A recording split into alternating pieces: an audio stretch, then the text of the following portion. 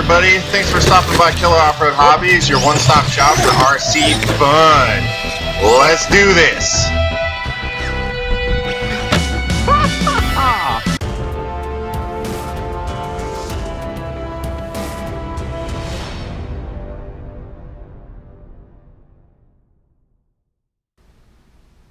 Hello and welcome to Killer Off-Road Hobbies.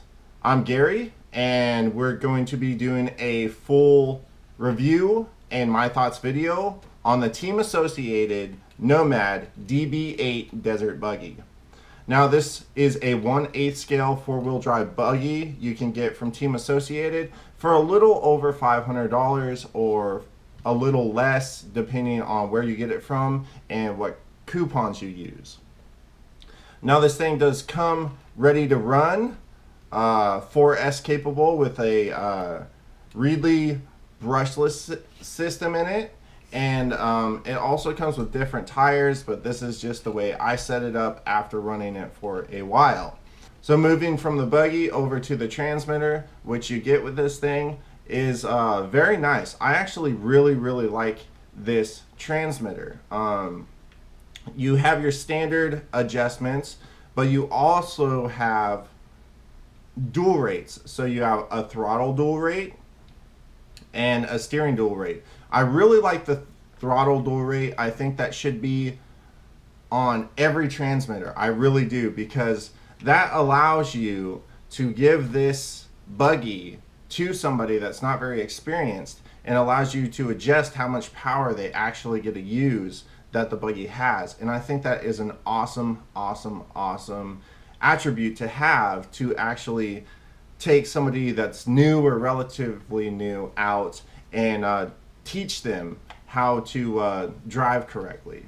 Other than that, it is kind of clunky, but I do really like this transmitter. It's nice and open. It has room for how I hold my transmitters, and it's got a nice foam on the wheel. It's even got a little fake brake caliper and rotor in there. So I mean, it is cool, and it does run on only 4 AA batteries, which is very nice. Now getting to the buggy. So as I said, this is a 4-wheel drive desert buggy. It does come 3 and 4S capable.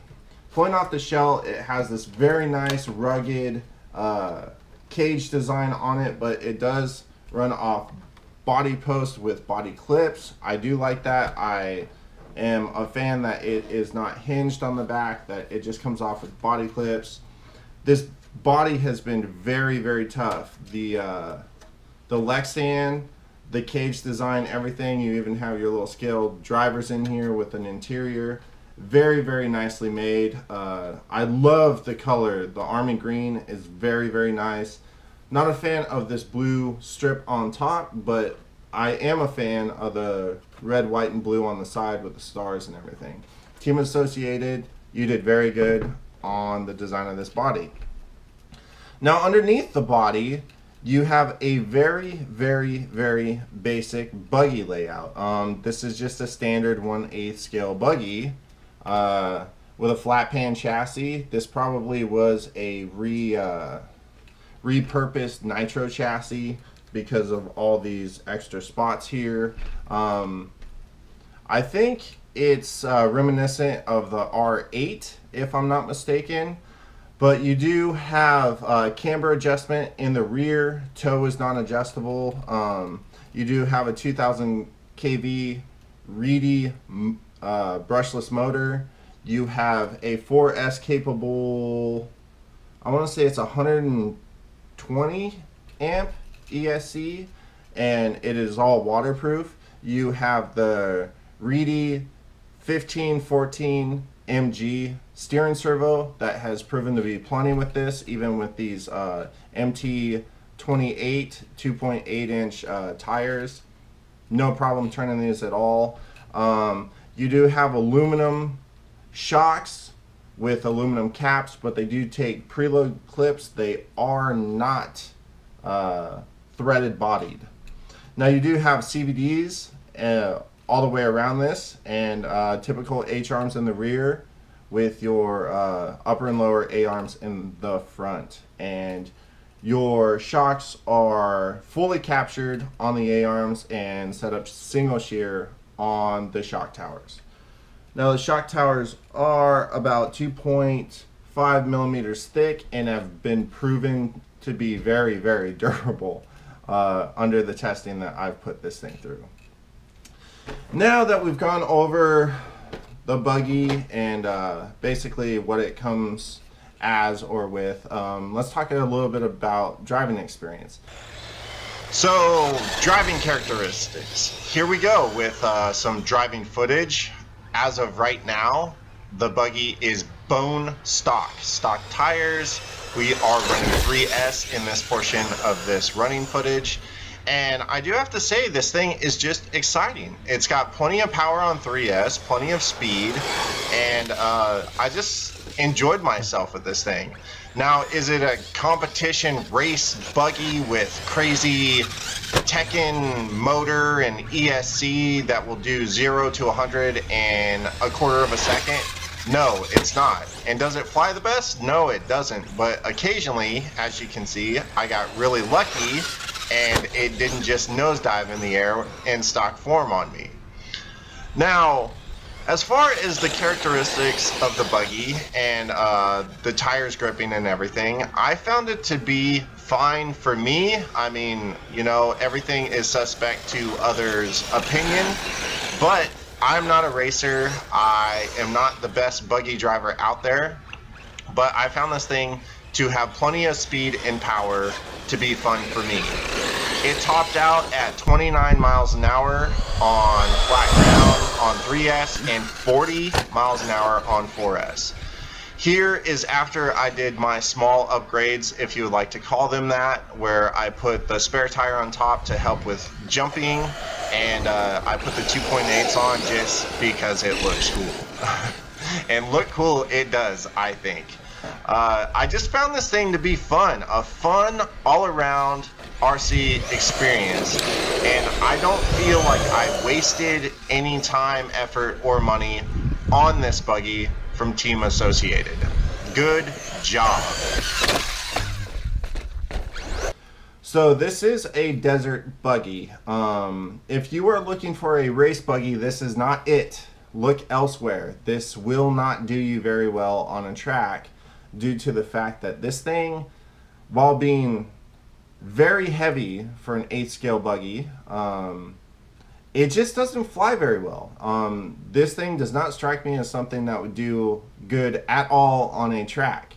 Now, if you're talking about a U4 track, that could possibly be a different story. I have seen videos, I did not try it, but I have seen videos of this at a U4 track doing relatively well, and I took this out to an extremely rocky area where the rocks were not scale or size, the right size at all for this thing, and it actually did surprisingly well. So here I am out at the spot I was just mentioning with all the rocks, and these rocks are definitely bigger than they look. Compared to the Buggy, they are quite massive. And I found the Buggy to be on 3S. We are running 3S right now. I found the Buggy to just be fun to run out here. It was doing pretty good. It surpassed my, sorry about that little trip up. It surpassed my expectations out here, because when I got out here, I did realize that the rocks were a lot bigger than I originally thought. Now, climbing up this hill, you do have to take into consideration it does have small, short course style tires that are pretty decent all around, and I found them to have a pretty good compound and tread for overall bashing. The fact that I'm having some trouble getting up this hill is not the Buggy's fault. It is literally just out of scale for this. Now, getting back to the jumping, this thing jumps horribly. It noses down extremely bad. It is definitely a nosediver for sure.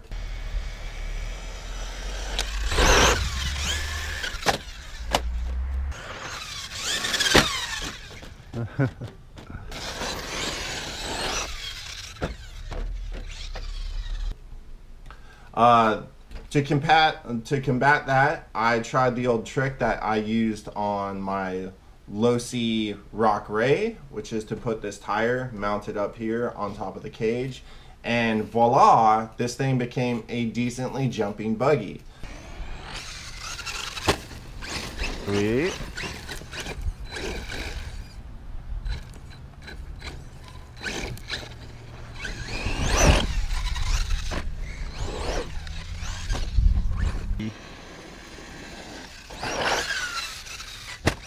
Now on 4S, a lot of people might frown on the fact that this thing is only 4S, but on 4S, I found this thing to have plenty of power. Even for me, somebody that used to think that way, used to think that 6S was the only way to go. I am rapidly expanding my knowledge in RC and learning that tuning and proper gearing on 4S can make any vehicle, well, almost any vehicle, as fun as some vehicles stock on 6S. Now, when it came to durability, I found this thing to have incredibly good durability. Ooh. Whoop. Whoop. This thing took several hard crashes from the good old nose down technique that it likes to do when it's in the air. And over the rocks and everything, I was running into large rocks, and you can see how scarred up the front of the A-arms are in the front, and it just took it. It took it like a champ. The only thing I broke on this thing during all my abuse on it was a hinge pin bushing, which I got an entire pack of like 30 of them for $5, I think. And it took me about 20 minutes to disassemble it and reassemble it. But along with durability issues, I found when I was digging into that, I did find a assembly issue. Apparently, the front diff, when I pulled the bumper off and everything, I saw a bunch of wetness, like oily substance. So I investigated that, and I actually tore it down and took the front diff out, where I found out that the diff screws that hold the gear on to the differential were loose. They hadn't been tightened down all the way, allowing the oil to just leak out of the differential. So I went ahead and I refilled it with oil, tightened it down, and put it back in. And then I went through the other two diffs. And the good news about that is the other two diffs are solid, but they are oil filled. They do have oil in them out of the box. I'm not sure what viscosity of oil or what weight they are, but it seems to be relatively thick. Probably, I would say probably 10 to 15,000 weight. Now,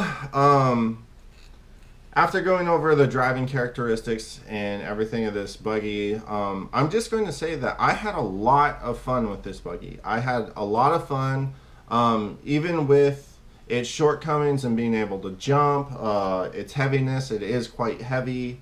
I found this to be an excellent bash buggy, but I would leave it there. I would not try to attempt to take this on a racetrack or anything. Like I said, this is a desert buggy. It is not a racer.